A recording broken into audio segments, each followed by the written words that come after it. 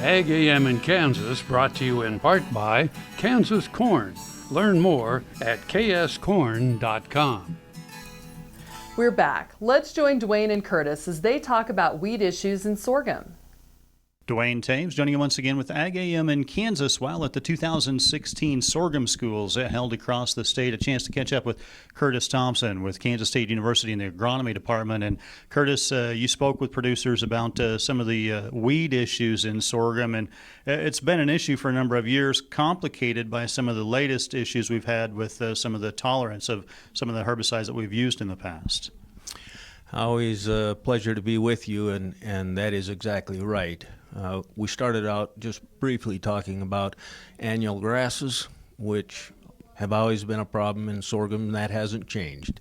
But yeah, because of our management strategies in the past, we have seen more and more resistances in some of the weed species we're dealing with.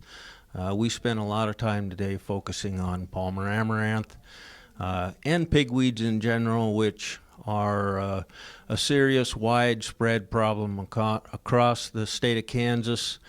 We have an increasing level of glyphosate resistance. Not that glyphosate is used in sorghum, but we definitely use glyphosate in terms of burn down or as a substitute for tillage. It really did complicate the issue in general of controlling Palmer Amaranth in not only sorghum but all of our crops. We think about one of the big issues that some folks would say we got a little bit lazy maybe in our management techniques, looking at a good solid pre-program to prevent weeds from getting started, may be one of the best tools that we have. Well, I think that's exactly it. Previously, we've had herbicides like glyphosate that were so effective, a couple of post applications, and regardless of the size of the weed, and we were able to walk away with a clean field. In sorghum, we've always needed to be spraying these weeds small.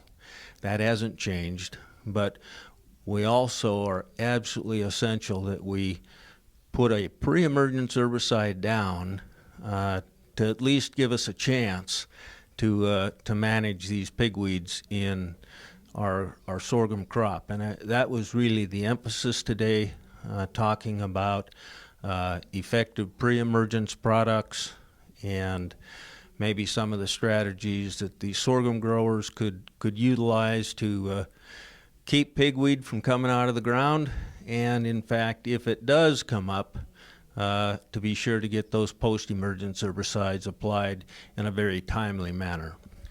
Really evaluating the mode of action and trying to get multiple modes or sites that attack those particular weeds maybe is another thing that we look at as we go down the road.